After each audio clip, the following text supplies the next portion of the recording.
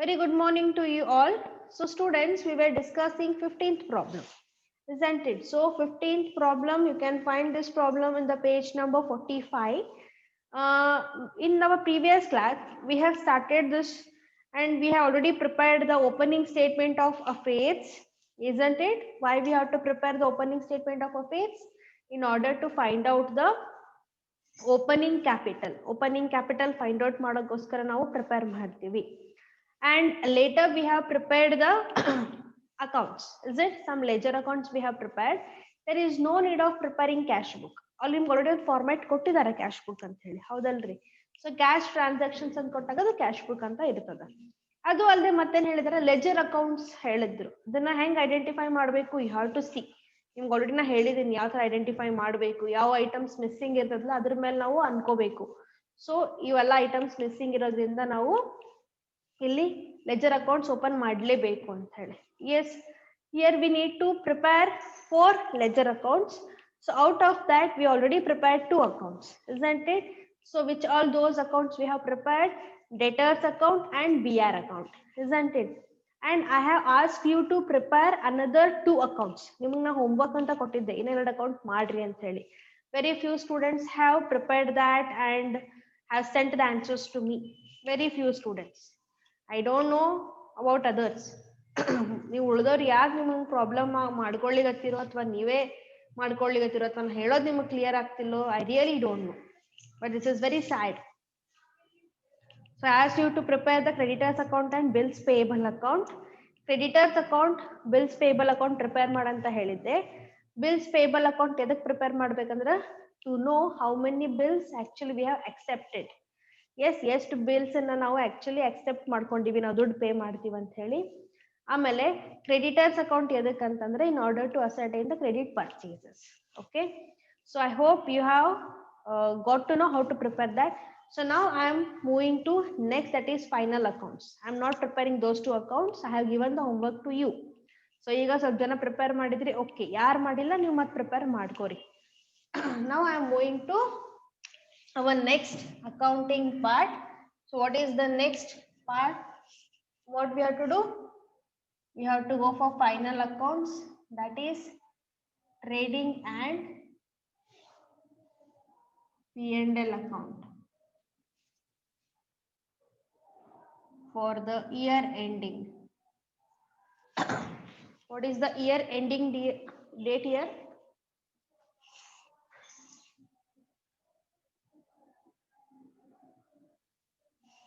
So 31/12/1989.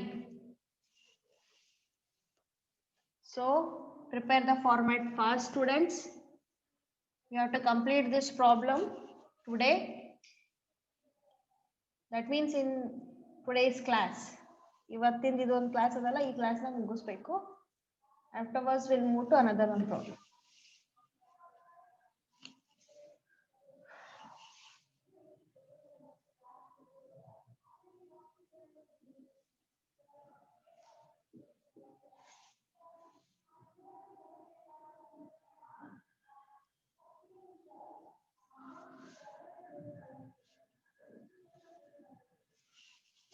Okay, ready with the format? Is your format is ready, students? So what I have written, trading and P&L account for the year ending 31/12/1989. So year ending date is 1989. Year ending ge hakbeku because financial statements are always prepared at the end of the year. Okay, so now, okay, so you people are ready. So let's look at some of the items. Trading account andra, here in this account we take the activities related to main activities of the business. Namdu main activity anta ಏನು ಇರ್ತದಲ್ಲ business ಇದ್ದು ಅದಕ್ಕೆ ಸಂಬಂಧಪಟ್ಟಿರೋಂತ ತಗೋತೀವಿ ನಾವು. Okay, so ಇನ್ನ ಹೇಳ್ಬೇಕಂದ್ರೆ direct income and direct expenses, we will take that. So first ಏನು ತಗೋಬೇಕು, stock. Okay, so to opening stock, which is already given, you can see it. The stocks ಎಲ್ಲ ಎಲ್ಲಿ ನಿಮಗೆ ಗೊತ್ತಾಗ್ತದೆ ಅಂತಂದ್ರೆ in assets and liabilities ಅಂತ ಮೇಲ್ಗಡೆ ಕೊಟ್ಟಿದಾರಲ್ಲ ಅಲ್ಲಿ. ಓಕೆ, ಸೊ ಓಪನಿಂಗ್ ಸ್ಟಾಕ್ ಅಂದ್ರೆ ಆಲ್ರೆಡಿ ನಮ್ಮ ಹತ್ರ ಇರುವಂತ ಸ್ಟಾಕ್ ಇದು. Next, during the year they have made some purchases. Purchases debit side ತಗೋತೀವಿ, sales in the credit side ತಗೋತೀವಿ. Okay, so purchases.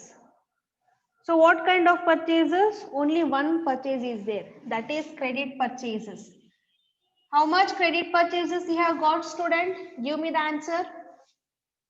ಇದನ್ನ ನಾವು ಅಸರ್ಟೈನ್ ಮಾಡಬೇಕು. Credit purchases it was missing. ಯಾವ ಅಕೌಂಟ್ ಪ್ರಿಪೇರ್ ಮಾಡಿದ್ವಿ ಕ್ರೆಡಿಟ್ ಪರ್ಚೇಸ್ ಸಂಬಂಧ್ರಿ? Total creditors account prepare ಮಾಡಿದ್ವಿ, ಹೌದಲ್ರಿ? So we have prepared the creditors account to find out the credit purchases amount. How much is the amount? You tell me. ಎಷ್ಟು amount ಬಂದದ್ ಹೇಳ್ಬೋದಾ?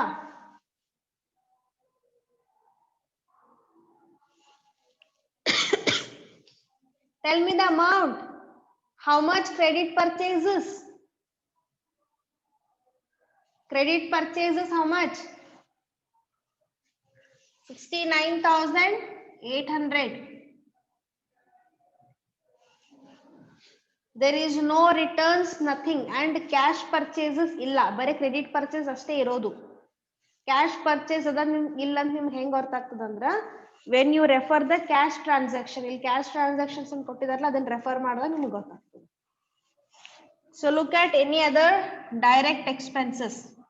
ಇದು ಬಿಟ್ರೆ ಮತ್ತೇನಾದ್ರೂ expense ಇದಾವ ನೋಡ್ಬೇಕು. ವೇಜಸ್ ಅದೇನ್ ನೋಡ್ಬೇಕು. ವೇಜಸ್ ಕೊಟ್ಟಿದಾರ? ನೋ. ಅದು ನಿಮಗೆ ಎಲ್ಲಿ ಗೊತ್ತಾಗ್ತದೆ? ಕ್ಯಾಶ್ ಬುಕ್ ರೆಫರ್ ಮಾಡ್ರಿ. On the payment side there is no expenses. There is no expenses. ಇವೆರಡೇ ಇರೋದು, ಇವೆರಡೇ ಐಟಮ್ಸ್ ಬರೋದು. Come on the credit side. So sales ತಗೋಬೇಕು. ಇಲ್ಲಿ ಬರೋದು ಎರಡೇ ಐಟಮ್ ರೀ, ಒಂದು ಸೇಲ್ಸ್ ಒಂದು ಕ್ಲೋಸಿಂಗ್ ಸ್ಟಾಕ್. ಓಕೆ, ಸೇಲ್ಸ್ ನೋಡ್ರಿ ಸ್ಟೂಡೆಂಟ್ಸ್, ಬರೇ ಕ್ರೆಡಿಟ್ ಸೇಲ್ಸ್ ಇದನ್ನು ಅಥವಾ ಕ್ಯಾಶ್ ಸೇಲ್ಸ್ ಅದನ್ನು ಅಂತ ಹೇಳಿ ನಿಮಗೆ ಹೆಂಗ್ ಅರ್ಥ ಆಗ್ತಂದ್ರ, when you look at the cash book on the receipt side, received ಅಂತ ಅಲ್ಲಿ ಎಲ್ಲೂ ಕ್ಯಾಶ್ ಸೇಲ್ಸ್ ಅಂತ ಇಲ್ಲ. So directly how much we have to do? We have to take only credit. So credit sales. Credit sales ಹೆಂಗ್ identify ಮಾಡೀವಿ? By preparing the debtors account.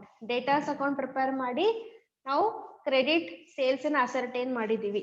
So how much is the answer? So 96,000. Is this correct? 96,000 correct. So sales ಆಯ್ತು, ಮತ್ತೇನ್ entry ಮಾಡಬೇಕು? Closing stock. Opening ಇಲ್ಲಿ ಮಾಡಿದ್ಮೇಲೆ closing opposite ಮಾಡಬೇಕು. ನಾವು closing stock ಅಂತ ಎದಕ್ಕೆ ತಗೋತೀವಿ ಅಂದ್ರೆ, because it is actually not a sales for the business. Please remember, ಇದು ಸೇಲ್ ಇನ್ನ ಆಗಿಲ್ಲ, ಬಟ್ ಸೇಲ್ ಆಗಿದ್ರೆ ನಮಗೆ ಇನ್ಕಮ್ ಬರ್ತದ ಅಂತ ಹೇಳಿ ನಾವು ಅಸ್ಯೂಮ್ ಮಾಡಿ ತಗೋತೀವಿ. ಕ್ಲೋಸಿಂಗ್ ಸ್ಟಾಕ್ ನಿಮ್ಗ ಕೊಟ್ಟಿದಾರ ನೋಡ್ರಿ, 34,600. 34,600. And now we done with all the income and expenses. ಯಾಕಂದ್ರೆ ಇಲ್ಲಿ ಎಕ್ಸ್ಪೆನ್ಸಸ್ ಏನು ಕೊಟ್ಟಿಲ್ಲ. There is no wages, there is no octroi, there is no carriage, nothing. So ಈ ತರ ಏನು ಕೊಟ್ಟಿಲ್ಲ ಅಂದ್ಮೇಲೆ ಟೋಟಲ್ ಮಾಡಬೇಕು. Total it and find the difference.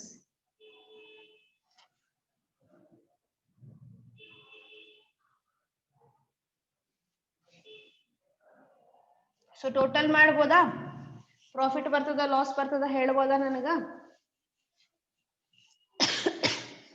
So total is 1,30,600. Okay, so ನೋಡಿದ್ರೆ ಹೇಳ್ಬೋದು ಕ್ರೆಡಿಟ್ ಸೈಡ್ ನಾಗೆ ಜಾಸ್ತಿ ಅದ ಅಂತ ಹೇಳಿ, ಹೌದಲ್ರಿ students? So difference is how much here? Difference amount is how much? 24,800. correct. This we are calling it as a gross profit. Then now gross profit anta ಹೇಳ್ತೀವಿ. This is balancing figure.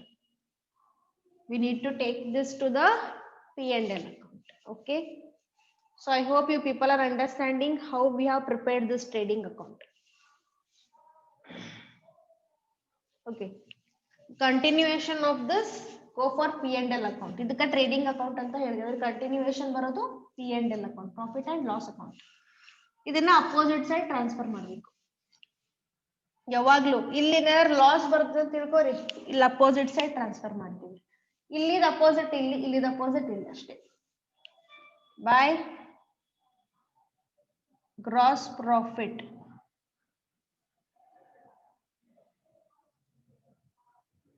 taken.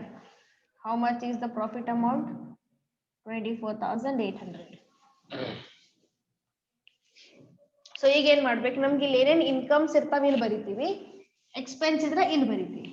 Okay, so let's begin from the expenses. What are the expenses are there? ನಿಮಗೆ ಇದು ಎಲ್ಲಿ ಗೊತ್ತಾಗ್ತದೆ expense ಅದ ಇಲ್ಲ ಅಂತ ಹೇಳಿ? Cash book ನಾಗ ನೋಡ್ಬೇಕು. ಕ್ಯಾಶ್ ಬುಕ್ ನಾಗ ಎಲ್ಲಾ ಇರ್ತದ್ರಿ ಒಟ್ಟ. ಸೊ ಕ್ಯಾಶ್ ಬುಕ್ ನಾಗ ಓಪನಿಂಗ್ ಬ್ಯಾಲೆನ್ಸ್ ಬಂದ್ ಬರ್ದಿರ್ತೀವಲ್ಲ ಅದು ನಮ್ಗೆ ರಿಸಿಪ್ಟ್ ಸೈಡ್, ಕ್ಲೋಸಿಂಗ್ ಬ್ಯಾಲೆನ್ಸ್ ಬಂದ್ ಬರ್ದಿವಲ್ಲ ಅದು ಪೇಮೆಂಟ್ ಸೈಡ್. ಓಕೆ, ಈಗ ನೋಡ್ಬೋದು ನೀವು ಅಲ್ಲಿ ಏನಾದ್ರು ನಮ್ಗ ಮೊದಲ ಎಕ್ಸ್ಪೆನ್ಸ್ ನೋಡ್ಬಿಡೋದಂತ. ಎಕ್ಸ್ಪೆನ್ಸ್ ರೀ, ಪೇಮೆಂಟ್ ಟು ಕ್ರೆಡಿಟರ್ಸ್ ತಗೊಂಡಿದೀವಿ, ತಗೊಳಲ್ಲ ಮತ್ತೆ payment against bills payable already ತಗೊಂಡಿವಿ, ಮತ್ತೆ ತಗೊಳಲ್ಲ. ಮತ್ತೇನ್ ಕೊಟ್ಟಾರಿ? Office expense. So that we have to take care.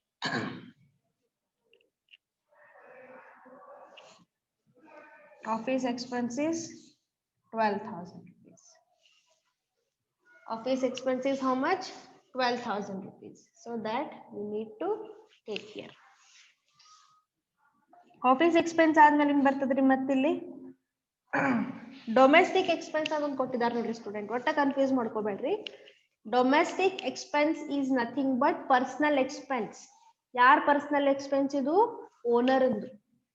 Owner ಏನ್ ಮಾಡಿದಾನ, ತನ್ನ ಪರ್ಸನಲ್ ಯೂಸಿಗಾಗಿ ಸ್ವಲ್ಪ ಬಿಸ್ನೆಸ್ ಇಂದ ದುಡ್ಡು ತಗೊಂಡಿದ್ದಾನೆ, ತನ್ನ ಖಾಸಗಿ ಯೋಜನೆಗಳಿಗಾಗಿ ದುಡ್ಡು ತಗೊಂಡಿದ್ದಾನೆ. ಅವಾಗ ಏನಾಗ್ತದ್ರ, ಅದು ಬಿಸ್ನೆಸ್ಗೆ ಉಲ್ಟಾ ಏನಾಗ್ತದೆ, ಲಯಬಿಲಿಟಿ ಕಡಿಮೆ ಆಗ್ತದೆ. Yes or no? His burden reduces here because he has taken the money from the business. Okay, ಇದನ್ನ ನಾವೆಲ್ಲಿ ತಗೋತೀವಿ ಅಂದ್ರೆ ಬ್ಯಾಲೆನ್ಸ್ ಶೀಟ್ ನಾಗ ತಗೋತೀವಿ, ಇಲ್ಲಿ ತಗೊಳಲ್ಲ. ಅದು ಬಿಟ್ರೆ ಮತ್ತೇನಾದ್ರಿ? ಫರ್ನಿಚರ್ ಇಲ್ಲಿ ತಗೊಳಲ್ಲ, ಬ್ಯಾಲೆನ್ಸ್ ಶೀಟ್ ತಗೋತೀವಿ. So I think we're done with all the items and there is no any of the provisions, depreciation ಏನು ಇಲ್ಲ. ಪ್ರಾವಿಷನ್ ಡೆಪ್ರಿಸಿಯೇಷನ್ ಏನು ಕೊಟ್ಟಿಲ್ಲ. ಸೊ ಹಿಂಗಾಗಿ ಇಲ್ಲಿ ಮತ್ತೇನು ಬರಲ್ಲ. ಯಾವ್ದಾರ ಇನ್ಕಮ್ ಬರ್ತದೆ ನೋಡೋಣ್ರಿ. ಹೌದು, ಒಂದ್ ಇನ್ಕಮ್ ಬರ್ತದೆ ನೋಡ್ರಿ, ಸನ್ಡ್ರಿ ಇನ್ಕಮ್ ಅಂತ ಕೊಟ್ಟಿದ್ದಾರೆ. That we have to take.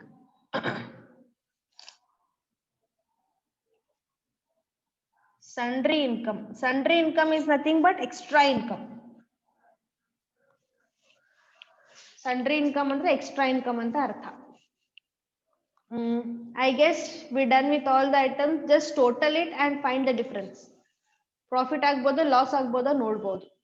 ಯಾಕಂದ್ರೆ ನಮ್ಗೆ ಈ ಪ್ರಾಬ್ಲಮ್ ನಾಗ ಯಾವ್ದೇ ರೀತಿ ಅಡ್ಜಸ್ಟ್ಮೆಂಟ್ಸ್ ಕೊಟ್ಟಿಲ್ಲ. ನೀವು ನೋಡ್ಬೋದಲ್ರಿ, ರೆಫರೆನ್ಸ್ ಮಾಡ್ರಿ, ಏನಾದ್ರೂ adjustment ಕೊಟ್ಟಿದಾರ್ರಿ?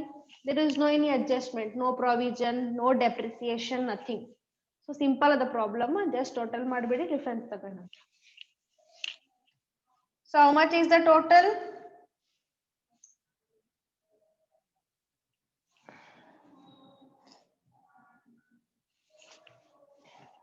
Total is how much, students? 25,400.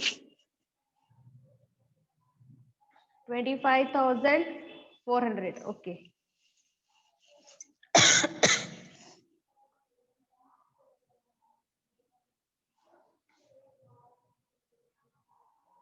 So minus ಮಾಡ್ರಿ, 24,500 minus 12,000, how much? 13,400. This is called as net profit. This is balancing figure. This is called as net profit. 13,400. ಇಷ್ಟೇ ಬಂದದ ಎಲ್ಲರದು answer? You got this much answer only, students? Everyone. I hope you are understanding how to do this problem. So you understood, isn't it? Take this much fast.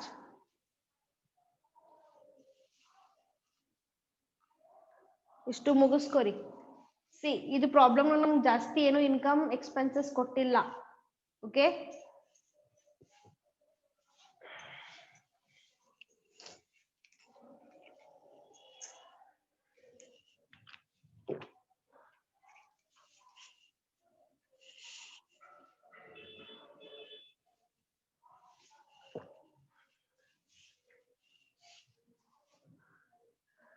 Okay. Lata, you asked one question to me. Domestic expense yak tagobardu. See, domestic is nothing but what it is a personal. Okay, domestic word ತಿಳ್ಕೊರಿ ಮೊದಲ. ಖಾಸಗಿ ಅಂತಾರಲ್ಲ, private ಅಥವಾ personal ಅಂತಾರಲ್ಲ, ಅದಕ್ಕೆ domestic ಅಂತ ಹೇಳೋದು. Okay, C ಈಗ ನಾವೊಂದು ಬಿಸ್ನೆಸ್ ಸ್ಟಾರ್ಟ್ ಮಾಡೀನಿ ಅಂತ ತಿಳ್ಕೊರಿ ಸ್ಟೂಡೆಂಟ್ಸ್. ನಾವೊಂದು ಬಿಸ್ನೆಸ್ ಸ್ಟಾರ್ಟ್ ಮಾಡೀನಿ. I have invested 1 lakh and have started my business. Okay, so ಇದು ನಂದು ಬಿಸ್ನೆಸ್ ಹೌದು, ಬಟ್ ಹಂಗಂತ ಹೇಳಿ ನಾನು ಎಲ್ಲಾ ಪರ್ಸನಲ್ ಎಕ್ಸ್ಪೆನ್ಸಸ್ ಇದರಾಗ ಹಾಕಲ್ಲ. Okay, so there is one concept called as business entity. Business entity ಅಂದ್ರೆ ಏನು? ಬಿಸ್ನೆಸ್ ಬೇರೆ, ನಾವೇ ಬೇರೆ. ಅರ್ಥ ಆಗ್ತದ? ಬಿಸ್ನೆಸ್ ಬೇರೆ, ನಾವೇ ಬೇರೆ. ಸೊ ನಮ್ದು ಲಯಬಿಲಿಟಿ ಬಿಸ್ನೆಸ್ ಬೇರೆ ಆಗ್ಬಿಡ್ತದ. ಹಂಗಾಗಿ ಈಗ ನಾ 1 ಲಕ್ಷ ರೂಪಾಯಿ ಇನ್ವೆಸ್ಟ್ ಮಾಡಿನಲ್ಲ, ಬಿಸ್ನೆಸ್ ಏನ್ ಮಾಡ್ಬೇಕು, ನನಗದ್ 1 ಲಕ್ಷ ರೂಪಾಯಿ ನಾನು ವಾಪಸ್ ಕೊಡ್ಬೇಕು. ಎಸ್ ಅವ್ರನ್ನ ಈಗ ನೀವೇನಾದ್ರೂ ಬ್ಯಾಂಕ್ ಲೋನ್ ತಗೊಂಡಿರಂದ್ಮೇಲೆ, ಸೊ ಒಂದ್ ಟೈಮ್ ತನಕ ಅಷ್ಟೇ ಲೋನ್ ತಗೊಂಡಿರ್ತೀರಿ, ಲೈಕ್ 3 years 5 years. ಅದಾದ್ಮೇಲೆ ನೀವು ವಾಪಸ್ ಕೊಡ್ಬೇಕಲ್ಲ. ಸೊ ಇಲ್ಲಿನೂ ಹಂಗೆ ಬಿಸ್ನೆಸ್ ನಂದೇ ಇರ್ಬೋದು, but I only invested the money, but business liability that business ನನಗೆ 1 ಲಕ್ಷ ರೂಪಾಯಿ ವಾಪಸ್ ಕೊಡ್ಬೇಕು ಅಂತ ಹೇಳಿ. ಓಕೆ, ಸೊ ಈಗ ಬಿಸ್ನೆಸ್ ನಾಗಿಂದ ನಾನು ಏನಾದ್ರು ದುಡ್ಡು ತಗೊಂಡೆ ನನ್ನ ಪರ್ಸನಲ್ ಯೂಸಿಗಾಗಿ. So I have taken any amount from the business for my private use.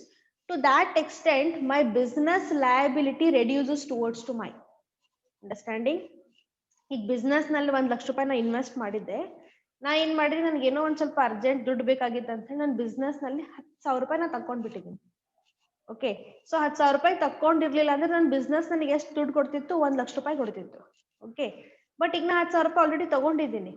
ಹಂಗಾಗಿ ನನ್ನ ಬಿಸ್ನೆಸ್ ನನಗೆ ಎಷ್ಟು ವಾಪಸ್ ಕೊಡ್ತಂದ್ರೆ only 90,000. So that's why in the capital we have to minus the drawings. Balance sheet ಅಂತ ಏನ್ ಮಾಡ್ತೀವಲ್ಲ, ಇದಾದ್ಮೇಲೆ ಅಲ್ಲಿ ನಾವೇನ್ ಮಾಡ್ತೀವಿ, ಕ್ಯಾಪಿಟಲ್ ಅಮೌಂಟ್ ಏನ್ ಇಡ್ತೀವಲ್ಲ ಅದ್ರಲ್ಲಿ ನಾವೇನ್ ಮಾಡ್ತೀವಿ, ಮೈನಸ್ ಮಾಡ್ತೀವಿ ಡೆಪ್ರಿಸಿಯೇಷನ್ ಅಮೌಂಟ್.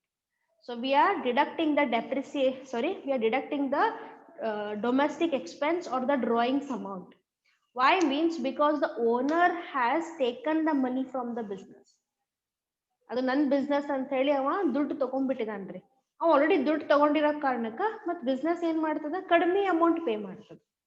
ನಾ 10,000 ರೂಪಾಯಿ ಆಲ್ರೆಡಿ ತಗೊಂಡಿದ್ದೀನಲ್ಲ, ಹಂಗಾಗಿ ಬಿಸ್ನೆಸ್ ಏನ್ ಮಾಡ್ತದ, ನನಗ ಓನ್ಲಿ 90,000 ಕೊಡ್ತದ. ನಾ 1 ಲಕ್ಷ ರೂಪಾಯಿ ಇನ್ವೆಸ್ಟ್ ಮಾಡಿದ್ದೀನಿ, ಬಟ್ 10,000 ರೂಪಾಯಿ ತಗೊಂಡಿದ್ದೀನಲ್ಲ. Yes, because owner is different and business is different. ಈಗ ಬಿಸ್ನೆಸ್ ಎಲೆಕ್ಟ್ರಿಸಿಟಿ ಬಿಲ್ ಬರ್ತದ್ರಿ, ನಂದು ಪ್ರೈವೇಟ್ ನನ್ನ ಮನೆಯದೆಲ್ಲ ಎಲೆಕ್ಟ್ರಿಸಿಟಿ ಬಿಲ್ ಬರ್ತದ, ಹೌದಲ್ರಿ?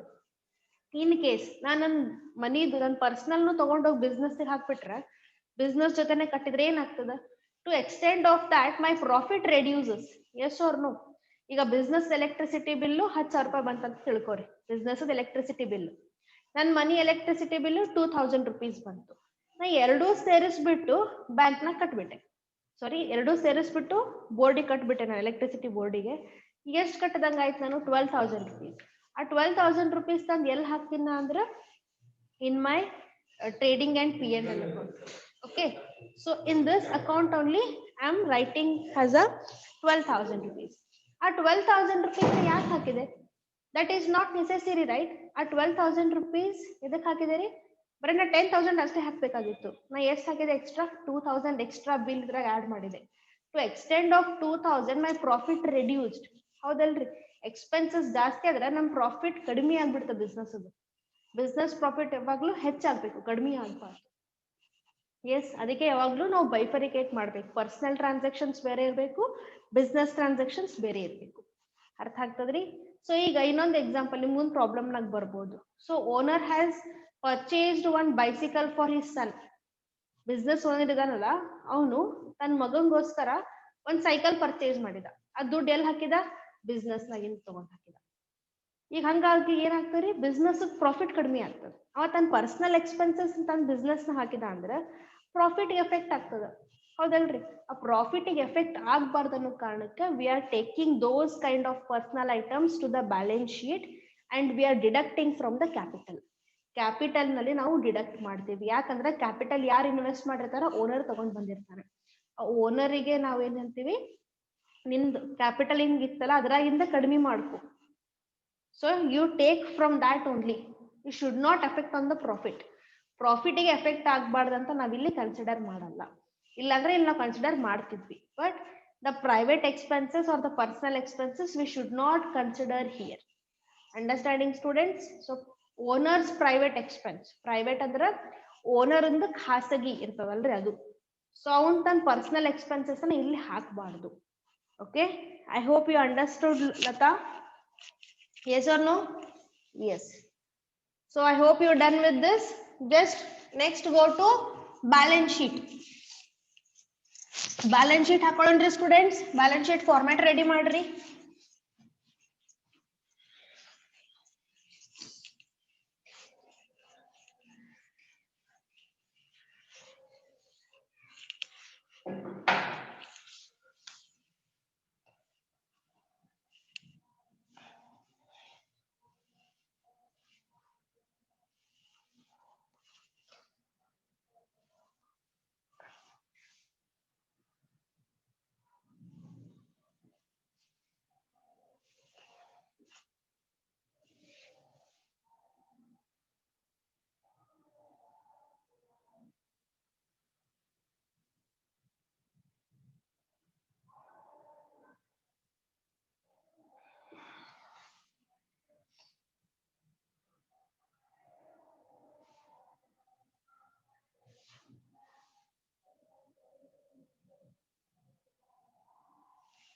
So this is our balance sheet format.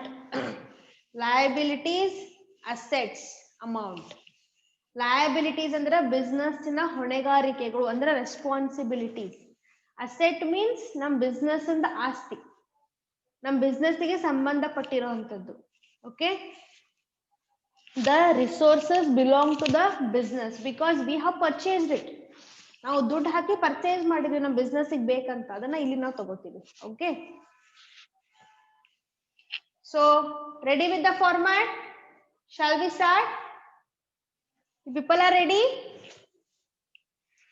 So let's start from the liability side. Okay, liability side ಇಂದ start ಮಾಡೋಣ.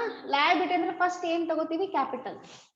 ಇಲ್ಲಿ business ಗೆ ಏನೇನ್ ಲಯಬಿಲಿಟೀಸ್ ಅಲ್ರಿ ಅದನ್ನ ತಗೋಬೇಕು. ಬಿಸ್ನೆಸ್ ಗೆ ಫಸ್ಟ್ ಲಯಬಿಲಿಟಿ ಅಂದ್ರೆ ಕ್ಯಾಪಿಟಲ್ ಲಯಬಿಲಿಟಿ. ಓಕೆ, ಯಾಕಂದ್ರೆ ಓನರ್ ಕ್ಯಾಪಿಟಲ್ ತಗೊಂಡ್ ಬಂದಿರ್ತಾನೆ, ಸೊ ಓನರಿಗೆ ವಾಪಸ್ ಕೊಡ್ಬೇಕಲ್ಲ ಕ್ಯಾಪಿಟಲ್, ಹಂಗಾಗಿ ಅದು liability. How much is the capital?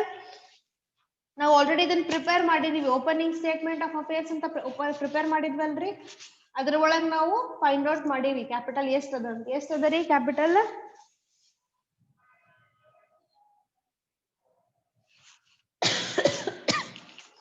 Correct, 55,400.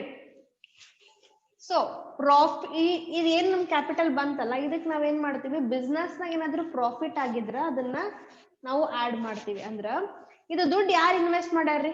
Owner, ಹೌದಲ್ರಿ? ಮತ್ ಓನರಿಗೆ ಪ್ರಾಫಿಟ್ ಕೊಡ್ಬೇಕಲ್ರಿ, ನಾವು ಪ್ರಾಫಿಟ್ ಅನ್ನ ಆಡ್ ಮಾಡ್ಬೇಕಿರಿ.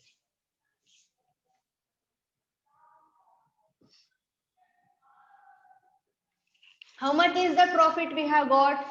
ಪ್ರಾಫಿಟ್ ಆಲ್ರೆಡಿ ಅಸರ್ಟೈನ್ ಮಾಡಿದೀವಿ, ಆಗಲೇ ಪ್ರಿಪೇರ್ ಮಾಡಿದ್ವಲ್ಲ. ಎಷ್ಟು ಬಂತು? 13,400.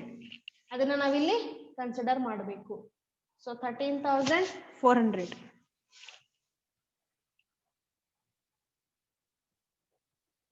ಆಡ್ ಮಾಡಿ. Add it. How much you are going to get?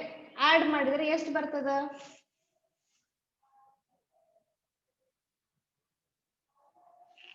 Is it correct? 68,800. Add ಮಾಡ್ರಿ.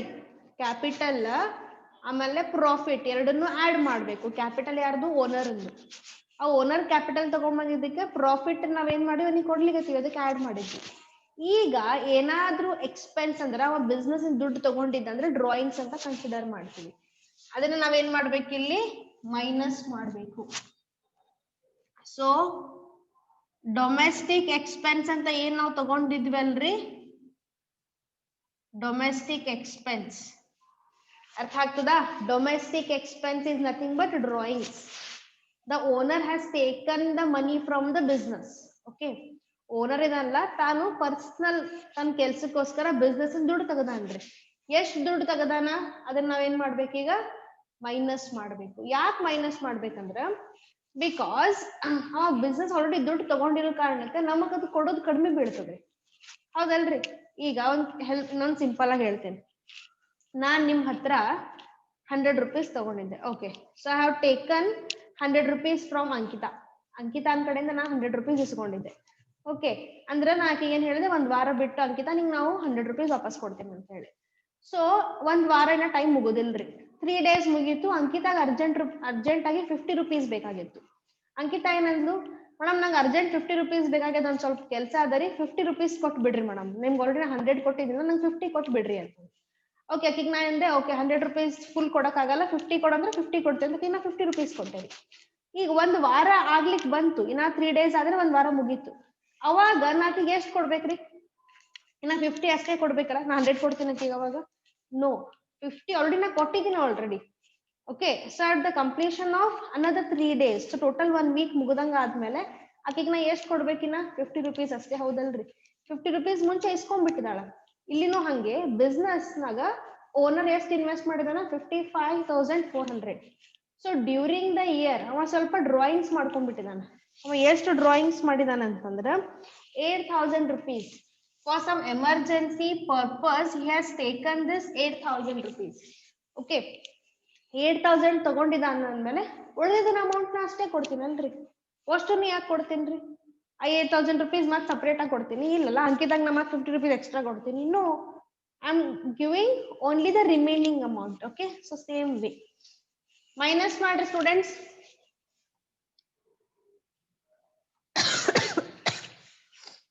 60,800. You people are understanding, I hope so. So this is how to calculate the closing capital. This is called closing capital. See students, lakh ಇರಬೇಕು. Profit ಇದ್ರೆ add ಮಾಡ್ತೀವಿ, loss ಬಂದ್ರ minus ಮಾಡ್ತೀವಿ. Profit ಬಂದ್ರ ಓನರಿಗೆ ಕೊಡ್ತೀವಿ, loss ಬಂದ್ರ ಕೊಡಂಗಿಲ್ಲ, ಓನರಿಗೆ ಹೇಳ್ತೀವಿ ನಮ್ ಬಿಸ್ನೆಸ್ ಲಾಸ್ ಆಗಿದೆ, ನಿನಗೆ ಎಲ್ಲಿ ಕೊಡನ್ಪ ನಾವು ಪ್ರಾಫಿಟ್ ಅಂತ ಹೇಳಿ. ಅವಾಗ ಏನ್ ಮಾಡ್ತೀವಿ? ಕ್ಯಾಪಿಟಲ್ ನಾಗ ಮೈನಸ್ ಮಾಡ್ತೀವಿ. ಅರ್ಥ ಆಗ್ತದ? ಲಾಸ್ ಬಂದಾಗ ಮೈನಸ್ ಮಾಡ್ಬೇಕು. ನಾ ಒಂದ್ ಪ್ರಾಬ್ಲಮ್ ಮಾಡಿವ್ ನೋಡ್ರಿ, ಈ ತರ ಮೈನಸ್ ಮಾಡ್ಬೇಕು. ಮತ್ತೇನ್ ತಗೋಬೇಕ್ರಿ ನಾವು? ಲಯಬಿಲಿಟೀಸ್. ಕ್ರೆಡಿಟರ್ಸ್ ಅಂದ್ರ ನಾವು ದುಡ್ಡು ಕೊಡ್ಬೇಕು ಅವರಿಗೆ. So closing balance is 18,600. Next is bills payable.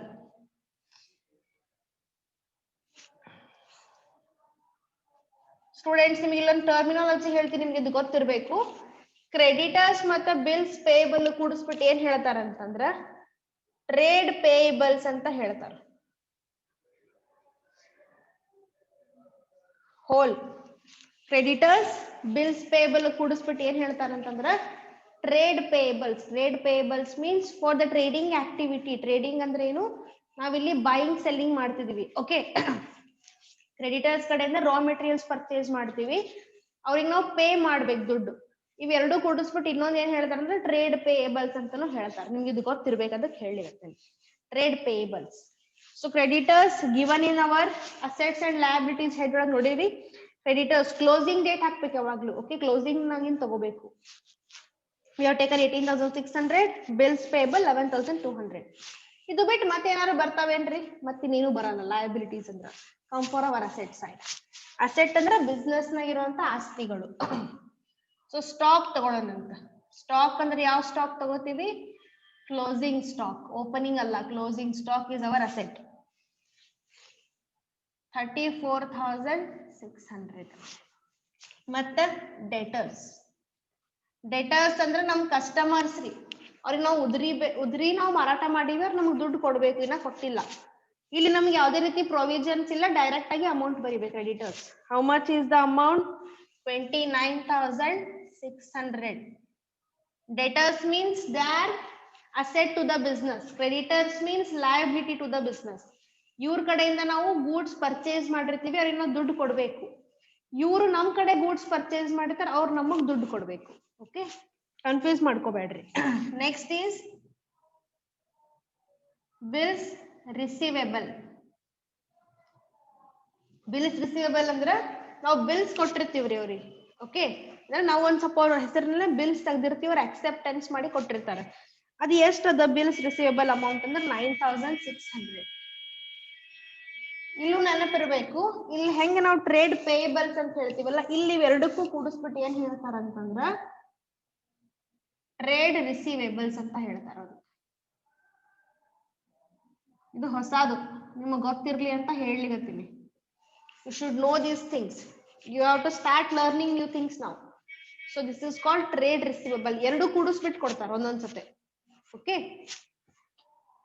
Next is cash. Cash balance ಅದ ನೋಡ್ರಿ 3600. Bills payable ತಗೊಂಡಿದೀವಿ. Okay. ಸೊ ನಿಮಗೆ ಅನಿಸ್ಬೋದು ಮಾಡೋಣ ನಾವು ಆಲ್ರೆಡಿ ಎಲ್ಲ ತಗೊಂಡಿದೀವ್ರಿ ಅಂತ ಹೇಳಿ. ನೋಡ್ರಿ ಸ್ವಲ್ಪ ಲಕ್ಷ ಕೊಡ್ಬೇಕು. ಎಲ್ಲ ಐಟಮ್ಸ್ ತಗೊಂಡಿದ್ದೀನಿ, ಅಸೆಟ್ ಲಯಬಿಲಿಟೀಸ್ ಒಳಗಿಂದ ಲಿಸ್ಟ್ ಒಳಗಿಂದ ಎಲ್ಲ ಐಟಮ್ಸ್ ತಗೊಂಡಿವಿ. ಬಟ್ ಒನ್ಸ್ ಇದೆಲ್ಲ ತಗೊಂಡಾದ್ಮೇಲೆ ಒಮ್ಮೆ ನೀವು ಕಣ್ಣು ಹಾಯಿಸ್ಬೇಕು. ಎಲ್ಲಿ ಕಣ್ಣು ಹಾಯಿಸ್ಬೇಕಂದ್ರೆ ಕ್ಯಾಶ್ ಟ್ರಾನ್ಸಾಕ್ಷನ್ ಅಂತ ಕೊಟ್ರಲ್ರಿ, ಕ್ಯಾಶ್ ಬುಕ್ ಅಲ್ಲಿ ಕಣ್ಣು ಹಾಯಿಸ್ಬೇಕ್ರಿ. ಸೊ ಕ್ಯಾಶ್ ಟ್ರಾನ್ಸಾಕ್ಷನ್ಸ್ ನೋಡೋಣ್ರಿ students.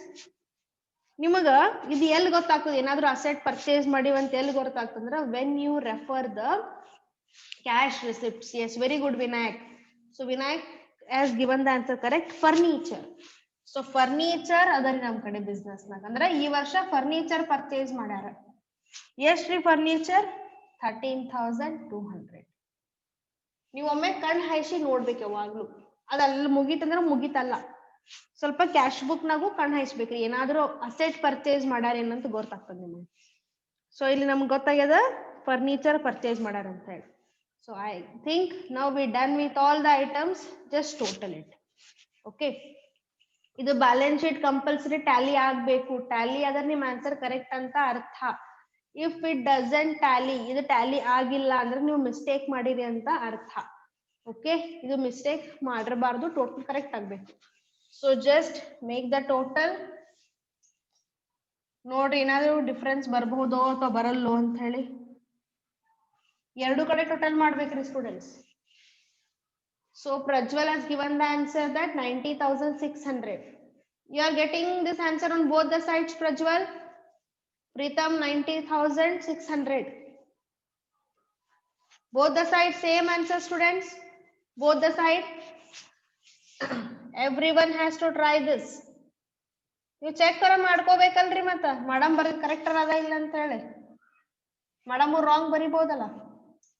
Yes or no? Yes, both the sides. If it is correct, if it is equal, then it shows that you have made the correct adjustment. Ella correct agi tagondiri. Ella correct agi tagondiri.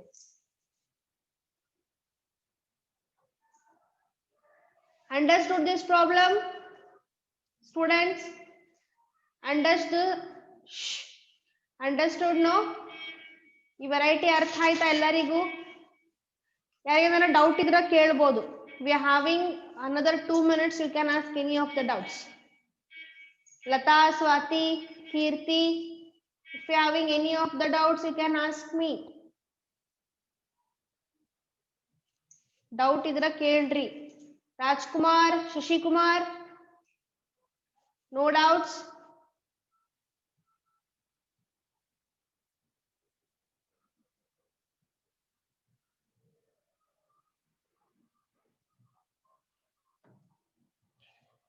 So ಇದಾದ್ಮೇಲೆ next class ನಾಗ ಇನ್ನೊಂದು problem ತಗೋತೀನಿ ನಾನು. ಇದು next continuation ಅಂದೇ ಅದ ರೀ. ಅದ್ರಾಗ ನಾವು ಇನ್ನೊಂದ್ ಸ್ವಲ್ಪ ಡಿಫ್ರೆಂಟ್ ವೆರೈಟಿ ಪ್ರಾಬ್ಲಮ್ ಮಾಡ್ತಿದೀವಿ. ಓಕೆ,